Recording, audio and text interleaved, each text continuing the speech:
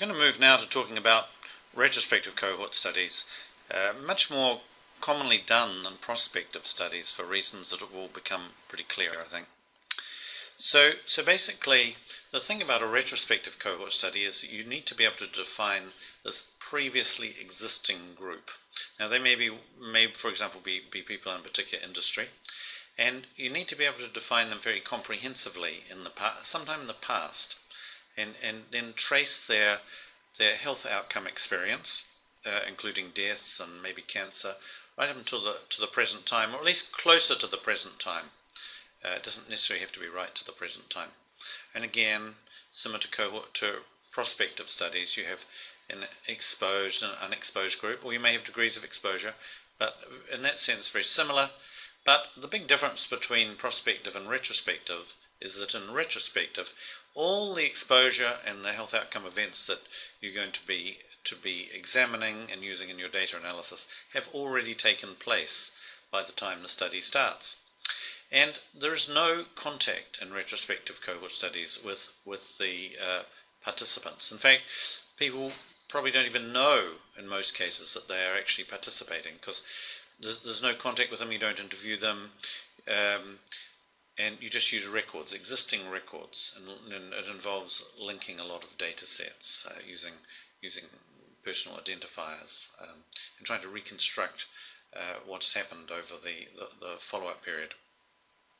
The term historical cohort study is sometimes used, but I personally prefer retrospective because prospective and retrospective seem more complementary to me. So going back to that diagram we used previously for prospective cohort studies, let's look at the differences. So first of all, whereas with the prospective studies the investigator was over here drawing upon from this population, but with a retrospective study everything has already happened.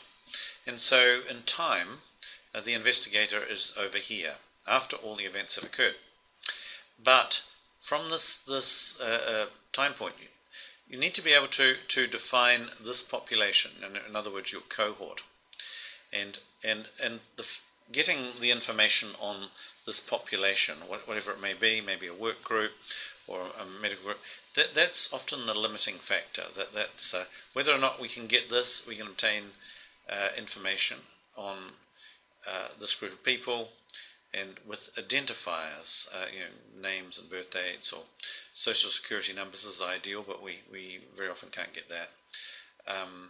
And then basically what you need to do is, having defined this population here, reconstruct what happened in the intervening time in terms of exposure and disease, and then that'll be by putting various databases together, and then you analyze it. So there are things we need, and we've talked about this. We need a means of comprehensively identifying the cohort population in the past. If it's not comprehensive, then we have to worry that there's some sort of selection bias involved, and the group that we've actually managed to identify may not be typical. We need some sort of comparison group, and we'll come back to that. We need a means of tracking what we call vital status, and really that basically means whether people are alive or dead. We want to know if people died, and usually we use mortality registries for that purpose. We also want ways to track the health outcome, the disease or mortality experience over the period of follow-up. And we would like some way of discriminating between cohort members in terms of exposure, and that can be really difficult. So how do we define a retrospective cohort in the first place? So these are some ways of going about it. Union records, in my experience, have been particularly useful. Union records. Unions are very, very keen generally to participate in studies that may be of some benefit to their members. Employer records can be much more difficult to get because of concerns about litigation. They may not be willing to share them. School records, organisation membership records, medical treatment records, and I'm going to use an example of a cohort based on medical treatment records, and birth registers. So we can use birth registers to put together a birth cohort being a group of people who were born in a certain area in a certain time period, and we may then follow them to see what happens over the course of their life, or at least part of their life. So two very common types of retrospective cohort are occupational cohorts and medical cohorts, and so we're going to have an example of both.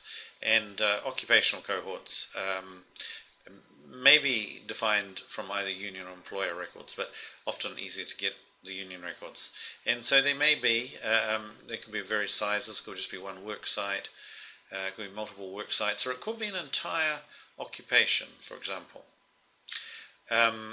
Medical cohorts may consist of people who have received a particular treatment, given birth, been born during a defined period in the past. Anyway, they are in some way defined in medical records, which are usually, or hopefully anyway, kept fairly complete and archived. So if you can get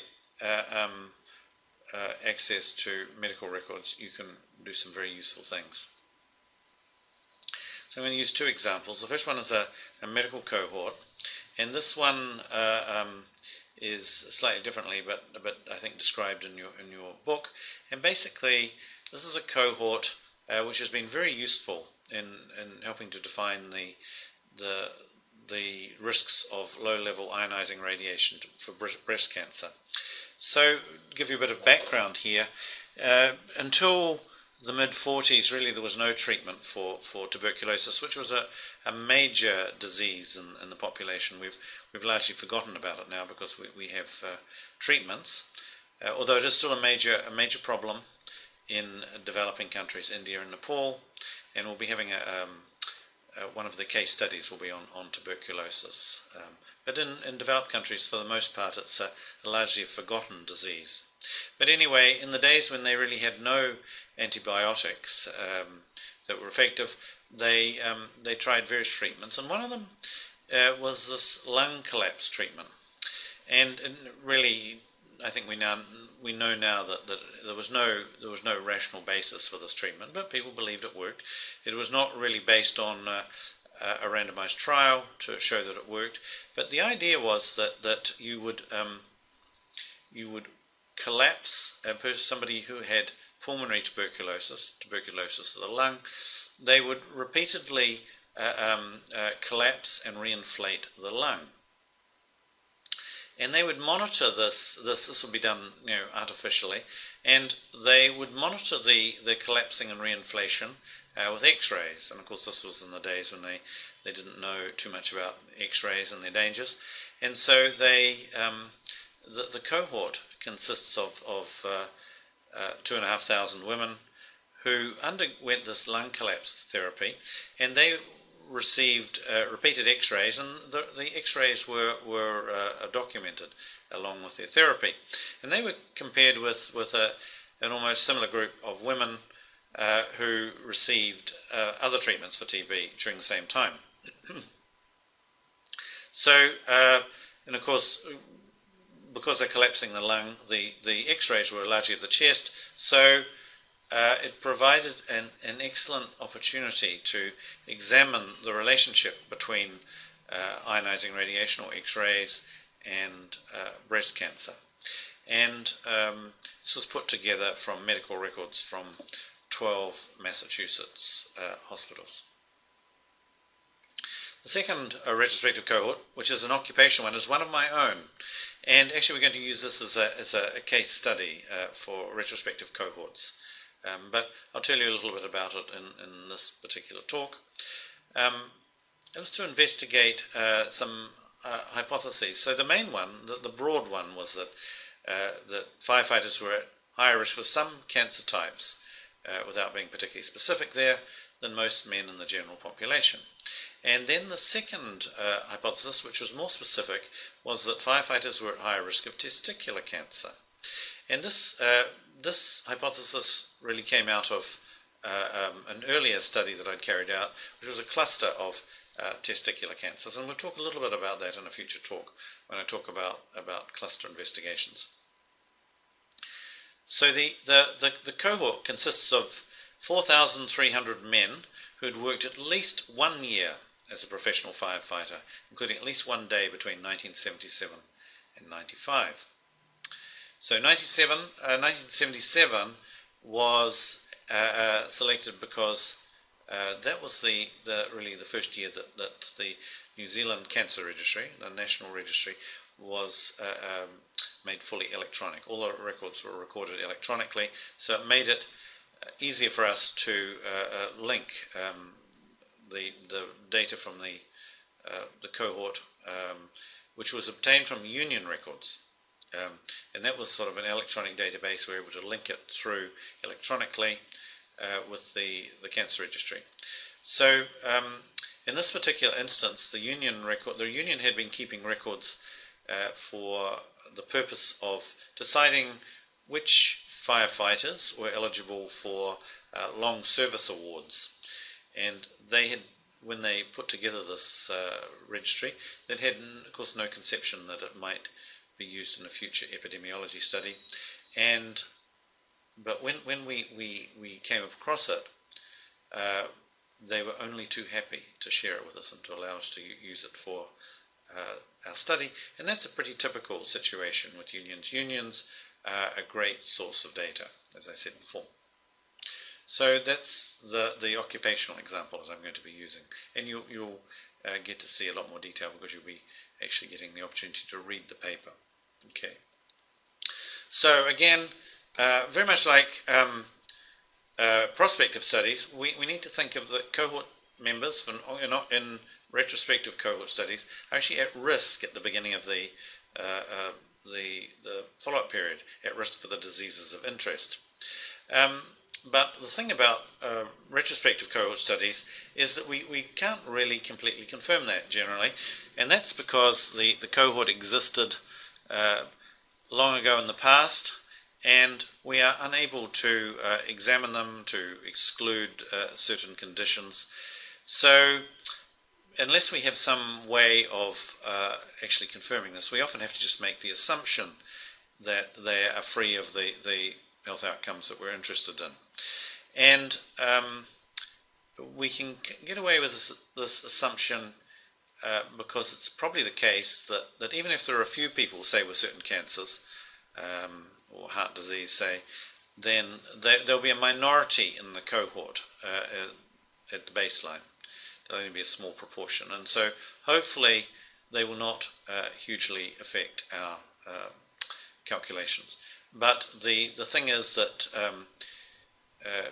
the denominator, in other words, the base population, may be falsely inflated because it's including a number of people who already have the outcome of interest. In other words, they're not at risk, so they strictly shouldn't be in there. But they're in there because we had no way of knowing who they were, excluding them.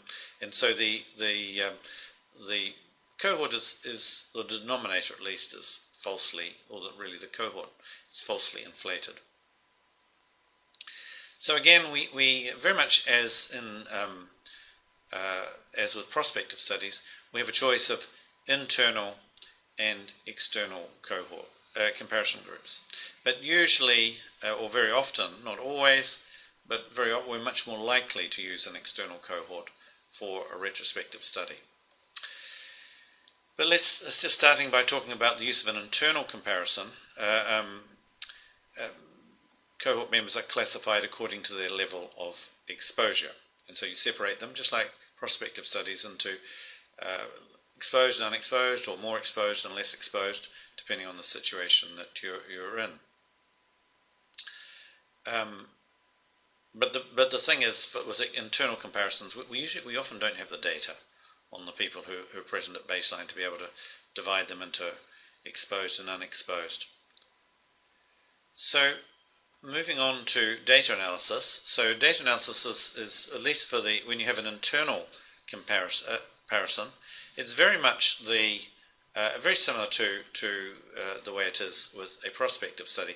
So you can think of the TB patients example as involving an internal comparison group. Within the medical records of the hospitals, it was possible to distinguish a group of people who were exposed. In other words, they had fluoroscopy or X-rays because of the lung collapse therapy, and then there was an unexposed group who received other treatments. So again, you can calculate an incidence rate in the exposed group, an incidence rate in the unexposed group, divide one by the other, and you get an incidence rate ratio of 1.45.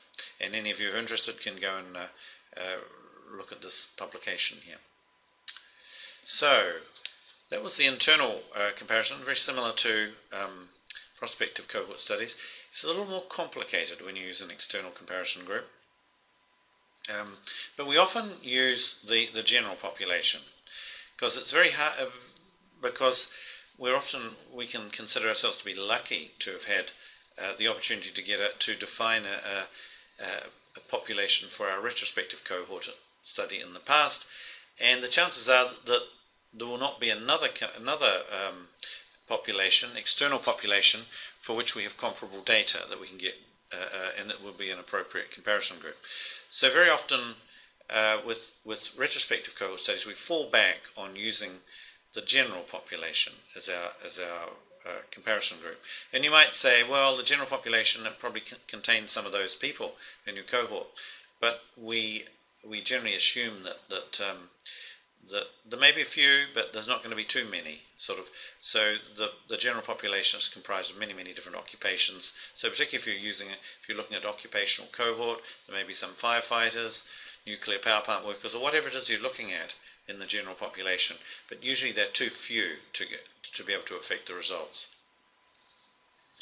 Now we usually calculate standardized mortality ratios if we're looking at mortality, or standardized incidence ratios if we're just looking at disease incidence. And these are often used, standardized incidence ratios, for cancer. And we use the indirect standardization method as opposed to the direct method, which we've already learnt. So, and if you do see SMR or SIR, you can be pretty confident that the people who've written the paper, say, have been using the indirect standardization method. And the indirect standardization method requires you to have disease rates from some external population, external reference group, which is the general population. So if you, for example, were looking at cancer, you would have cancer incidence rates from the general population, and you'd be able to get them from a cancer registry. So the standard, and usually when we talk about a standard, it's some external thing that we're applying, some external reference. And so the difference is that with direct standardization, we use population proportions. If you think back to the example involving Alaska and Florida, we used population proportions, but in age-specific strata. But for the indirect method, we actually use mortality or morbidity rates within the strata, say age strata. So it's rates in the indirect method and it's proportions in the direct method. Now the basic indirect standardization method involves calculating the expected number of events, which could be the number of deaths or the number of cancers of a particular type, to what is actually observed. So setting it out in this way, standardized incidence ratio is simply the number of the observed cases, or it could be the number of deaths, or it could be the number of, say, cases of lung cancer, divided by the expected number. And the expected number is calculated based on the standard rates that we apply to our population. Now, sometimes you see, particularly in the older literature, you see standardized incidence ratios or standardized mortality ratios, which might be like 160. The thing is, they've been multiplied by 100. So a standardized incidence ratio of 1.6, if expressed in this way, it would become 160. So it's not clear to me why they ever did it in this way, but it was a kind of a habit in the older literature. But I think nowadays people, for the most part, when they present their SIRs and SMRs, they tend to use the more conventional form of expressing a relative risk estimate, which is just like, say, 1.6 rather than 160.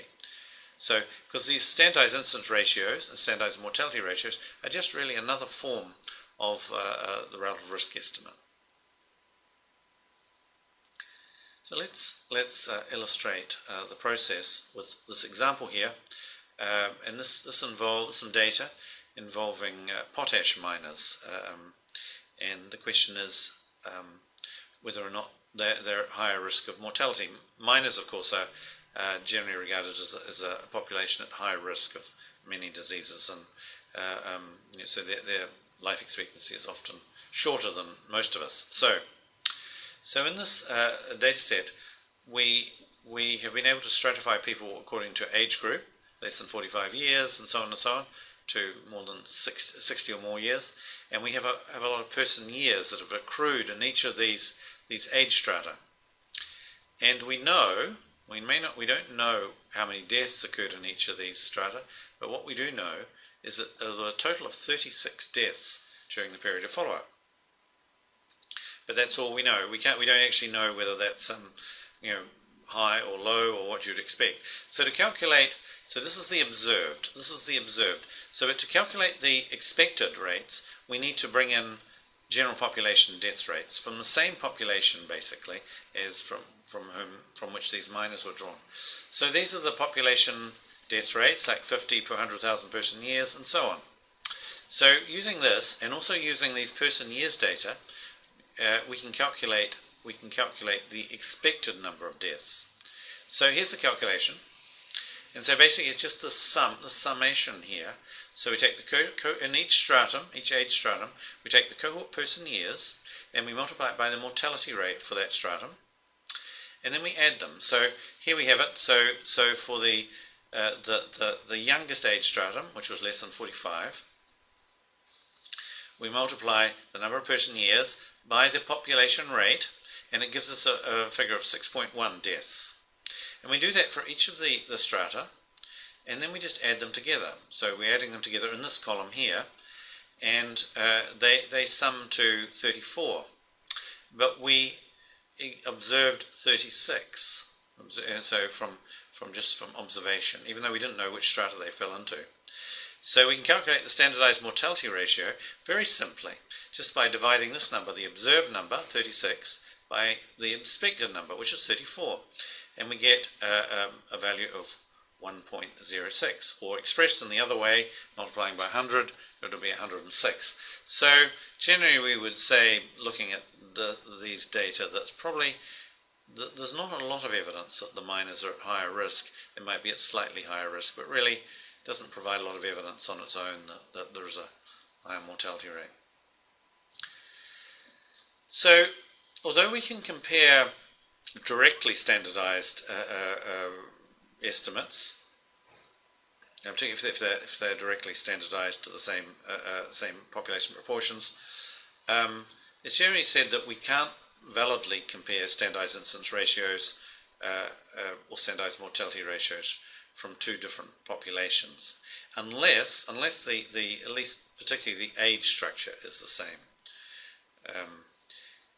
But in actual practice, it is done, and it can be done. Although if you have to answer an exam question, you would say that no, you shouldn't be doing this. But in practice, it can be done because it may not make a huge difference. It'll make some difference if the age structures are different. So anyway, I use this example here to illustrate this. It's from a fairly well-known textbook on occupational epidemiology, and basically, so we have two cohorts, cohort A and B. The question is, can we compare them? So first of all, and we divide them into three age strata, and you can see for cohort A, the distribution of person years is very different to cohort B, which we want to compare it with. You can see that in cohort A, there's a lot of older people. Cohort B, there's a lot of younger people. So, can we reasonably compare them? So, if we do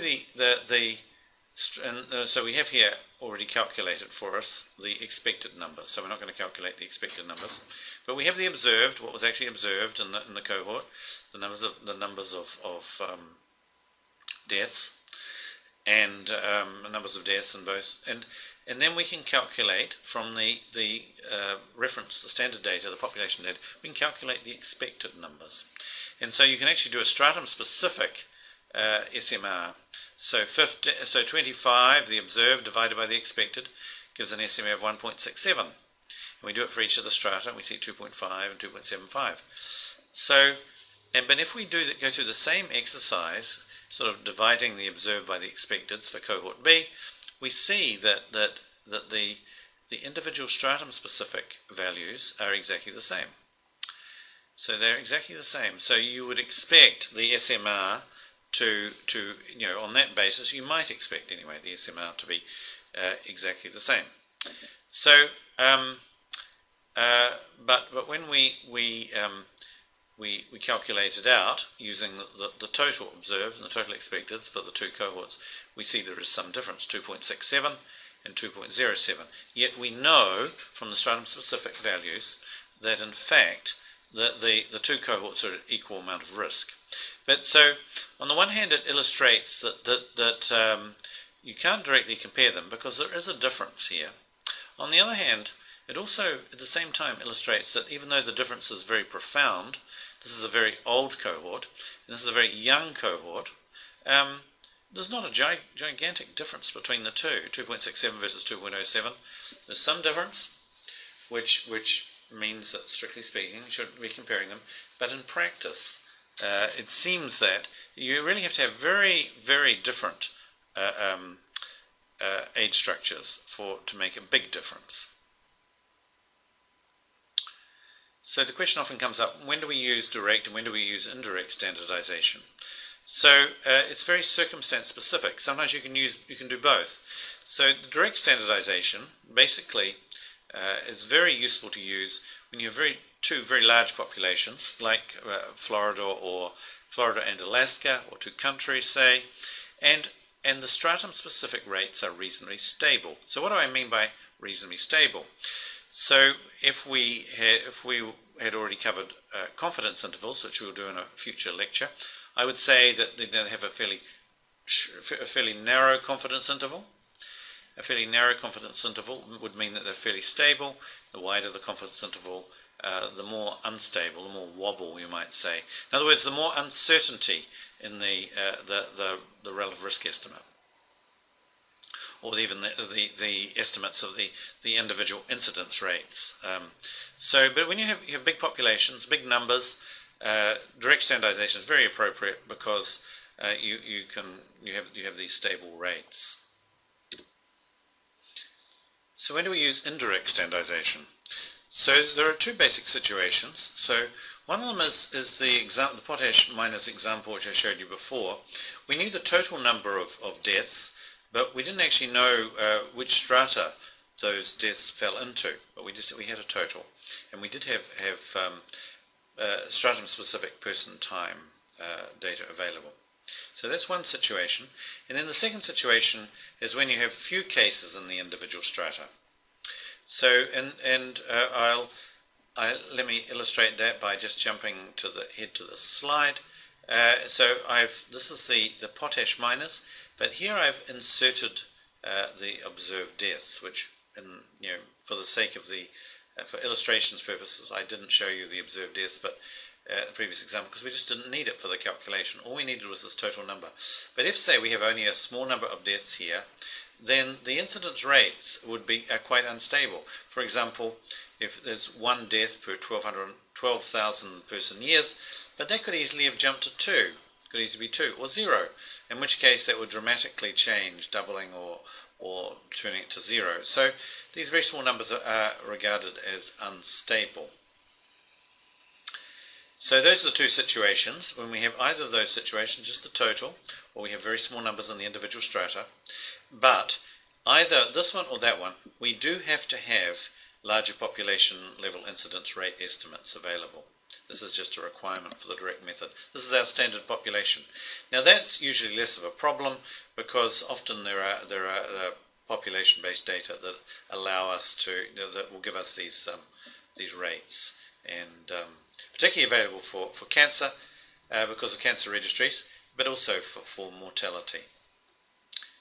So, I've just talked about, in terms of time, so far I've just talked about age, standardization by age, and but it gets a bit more complicated than that. There's another major time variable, which when we're actually carrying out a retrospective cohort study, or even a prospective study, we need to take into account. That's calendar time. So you can think of every person in a cohort, or in fact every person in the world actually tracing a certain trajectory in calendar time.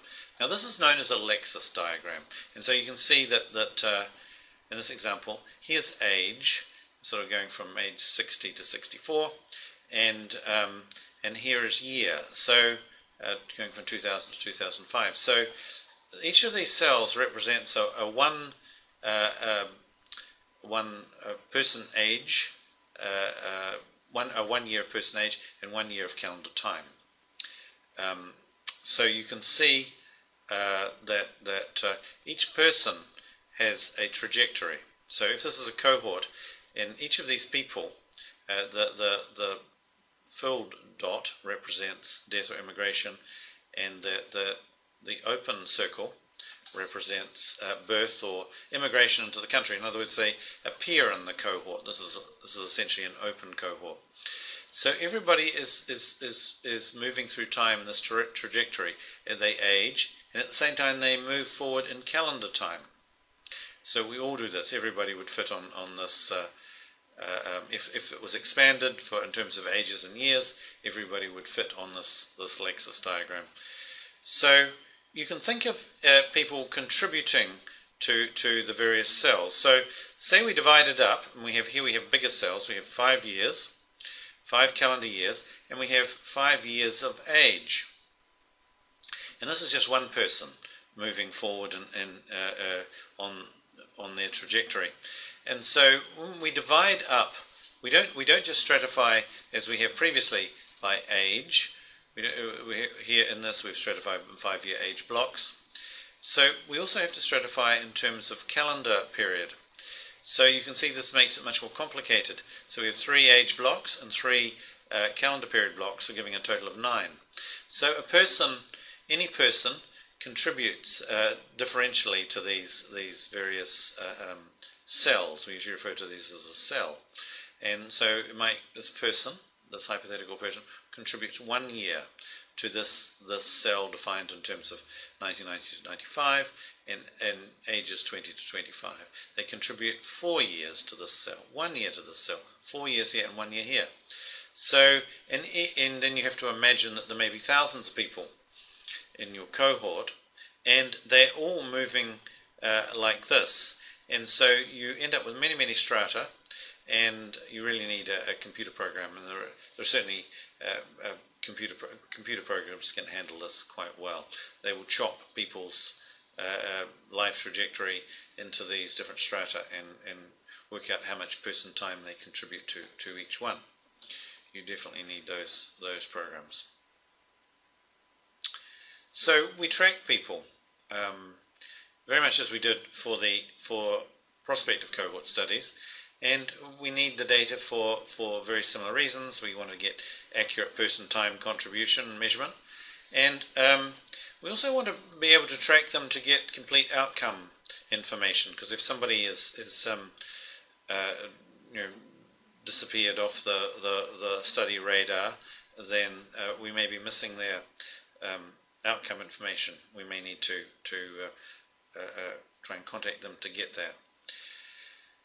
And usually with a retrospective cohort study, we don't have it's not essential for people to remain in a particular study area. We will try and track them as far as we can to try and get that information, even if they immigrate. And we have the same issues with loss to follow-up, but the chances are we'll have a higher degree of loss to follow-up in retrospective cohort studies, because we never really contacted people anyway, and we're just relying on records, and if somebody has disappeared, then it can be very hard to trace. We may need to use many different methods, and some of the methods that are available to us for retrospective cohort studies are these, and they'll vary a bit from one setting to another, from one country to another.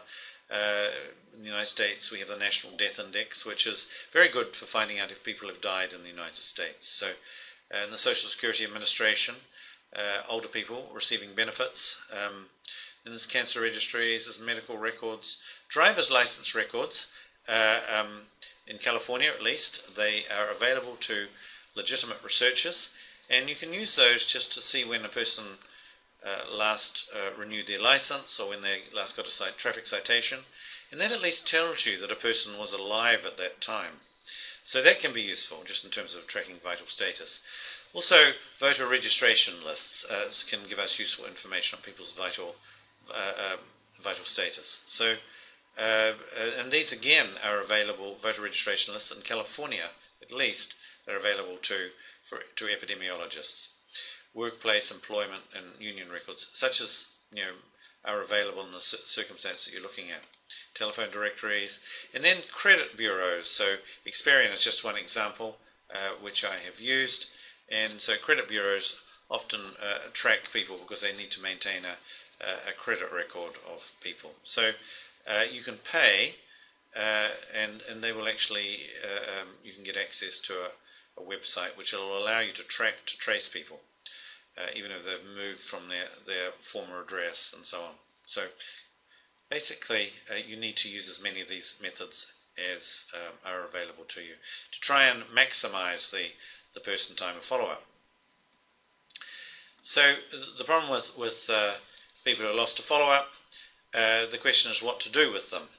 And there are three options really, and this could apply to prospective studies as well, but it's particularly concerning with retrospective studies because usually we have a lot greater loss to follow-up. So you can make the assumption that everyone was alive at the end of follow-up and assume that they contributed all the person time right up to the end of follow-up, because you haven't found any record that they had died, even though they seem to have disappeared from sight. You didn't find any trace of them, no evidence that they're actually alive after a certain period of time. But you might say, well, we'll assume that they're alive and living in the area, and we'll just treat their person time contribution as the total length of the follow-up period. Alternatively, you could drop them from the cohort at the time point when after the last time point in which you could actually confirm they were alive. And thirdly, you could include only the person time to the latest point when you could actually confirm that they're alive, say by registering, by renewing their driver's license or some other reason. And you can just truncate the person time at that time period. So those are three options for what to do.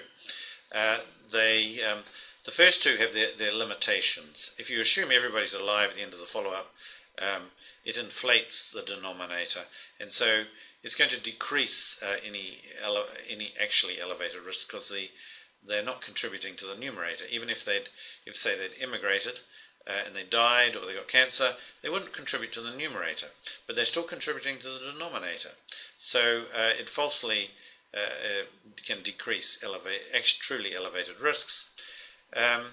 You can drop them entirely from the cohort, but that's a kind of a waste because you did have some follow-up time with them. So it reduces the study power. Study power is something we're going to talk about in the future, but basically study power involves the ability of a study to detect a true risk. So because you're tossing tossing out parts of the numerator and denominator, you actually making the study more inefficient. So the best way to treat these people is actually to just include the person time up to the latest point in which they can be verified as alive, and if necessary also living in the study area if that was a criterion. So that way you include all their person time, you optimize study power, but you're not introducing bias by assuming everybody's alive right up to the end of the follow-up period. So that's the thing to do, number 3. Problem with loss to follow-up is you can't be sure whether the people who were lost to follow-up had similar disease rates to those who remained in the cohort. And as I'll explain when I talk about selection bias, this has the potential at least to introduce selection bias if in at least one of the groups being compared, either the exposed or the unexposed, there's a different rate, different disease rate in those who are lost to follow-up and those who remain behind. The problem is you can't actually know that. Because they lost to follow-up, you don't know what happened. So you have the suspicion. It raises the possibility that there could be a problem. And so that's why you try and maintain very high follow-up rates. And so in an ideal world, we would, in a retrospective cohort, we would account for 95% or more of the theoretical person time. Theoretical person time is calculated on the basis of the assumption that those who were lost to follow-up actually, continued on and they reached the end of the follow-up period. So just as an example, going back to my New Zealand firefighter cohort study, and we use many methods of follow-up, and you'll see because you'll get to read the actual paper, but anyway, this is just some basic statistics. We're mostly male firefighters, and of those, there were a total of 10% who were actually lost to follow-up, but they still contributed some person time. So when we calculated the total person time years of follow-up, we could compare that with a theoretical possible person time, based on the assumption that those who were lost to follow-up actually continued on to the end of the follow-up period, we had got 93.5% of the theoretically possible person time. So that really wasn't bad. I say 95% is an ideal, but it is an ideal, and many retrospective cohort studies don't come anywhere near 95%. We were lucky, but we went to a great deal of effort to achieve that. So, like all study designs, retrospective cohort studies have their strengths and weaknesses. So we'll start with the strengths. So compared to prospective cohort studies, they're much cheaper and quicker. Much, much cheaper and quicker. They can be done on a relatively low budget. And you can study multiple causes of death and disease. Now that's similar to prospective cohort studies. But usually we are limited to those causes of disease, at least, for which there's some sort of registry, which is recording incident cases over time. And to a large degree that limits us to cancer. So retrospective cohort studies are particularly useful for cancer, just because the data are recorded in cancer registries. They're also useful for exposures that are rare in the general population, such as your occupational exposures, the firefighter example. Long latency diseases, because all the events have actually occurred, even though we're looking at cancers, which may have a very long latency, we're looking back in time, we don't have to wait for the cancers to occur. So they're very good for that. And they're also very good for studying effects of exposures that no longer occur. And the example of that was the lung collapse therapy with all the chest x-rays. People would not get that number of chest x-rays or that level of radiation exposure anymore in the chest area. So those are some of the strengths, but of course they have some limitations, and there seem to be a lot more limitations than strengths. So, and one of the big ones is it can be difficult to actually define your cohort. You have to really rely on records that were collected in the past, generally for other purposes. It may not be a problem, but it may be. And then you're often not sure whether it's comprehensive. You just have to rely on the database that exists. Exposure data, because we have to rely on existing records, are not nearly as good as for prospective cohorts. Prospective cohorts, you design your study, you collect exactly the information you want. And added to that, we don't contact people in retrospective cohort studies. Many are dead or lost to follow-up or just generally unavailable. So if we contacted some and not the others, we'd immediately introduce a bias. We'd be getting a lot of information on people who are still alive and people who are still around, and that will introduce some bias because we're not getting the comparable information on the others. So we don't collect that information. But that means we lack a lot of information on potential confounding factors such as smoking and drinking and so on. So that's why I put retrospective cohort studies in between prospective studies and case control studies. We have more loss to follow up than in prospective studies, and that's inevitable, I'm afraid. And we haven't got to talking about case control studies yet, but they are less efficient for rare diseases. They're a less efficient way of investigating, say, cancers, which are generally regarded as rare diseases, than our case control studies. But they will make most sense when I've actually talked about case control studies. And I think, as I already mentioned, we are a bit limited in terms of the outcomes we can investigate, just because for most, death is always recorded, and usually cause of death, but for morbidity, we're largely limited to cancer incidents, just because there are no comparable registries for the most part at this stage, as there are for recording the incidence of cancer in the population. And cancer registries are really just made for retrospective cohort studies and also case control studies. They're ideal for anybody who wants to carry out either of those study designs. And finally, unlike prospective cohort studies, where you can actually follow people who've been exposed to a new exposure, retrospective cohort studies are not useful for that, because we're relying on things that happened in the past. So those are the limitations, not to put you off doing a retrospective cohort study, because they are a very useful study design, and economic too. But often we lack the source of data for the. Often this is the rate limiting factor. We just can't comprehensively define a cohort existing in the past. So that's often what stops us from carrying out these studies. So finally, I just want to compare the two study designs, and this is really a recap of what I've been talking about. So we know that prospective are much more expensive than retrospective, and they take a much longer time. And also prospective studies, because you design your data collection process, they're much more flexible in terms of the outcomes that they can investigate than retrospective, which are limited by the existence of registries. Long latency disease, it may be that you just can't run your prospective study long enough, but retrospective, if you can carry one out, may be pretty good, because you can have many decades of time which you can cover. Cohort definition, usually prospective, because you put it together yourself and you draw it from an existing population. Relatively easy, but you need the data source, as I've talked about for retrospective studies. Prospective studies, you can really study anything. If you can set up the study, you can study anything you like.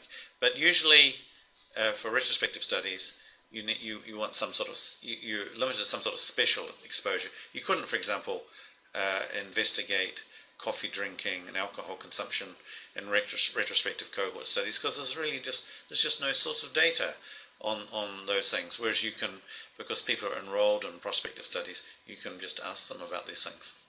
New exposures, we've talked about those, not useful for retrospective studies. Confounded data, and this is a big limitation of retrospective studies. We don't contact people, we don't find out about their habits, such as smoking and drinking, and so on and so on. So we have limited data confined to whatever is available to us, and often it's very little.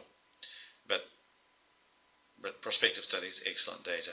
Data quality, excellent too, but very iffy for retrospective studies. Just depends on the quality of the database or databases that we had access to, and we had no influence on them. So we just have to take them as they come, basically. And the quality may be very variable. Participant contact, yes, and for the prospective, and no for the retrospective. And loss to follow-up, it's usually more of a problem for the retrospective studies. So that's the end of my second talk on cohort studies. Very useful study design, along with case control studies. They are the main analytic study types that we use in epidemiology, and I'll shortly be talking to you about case control studies.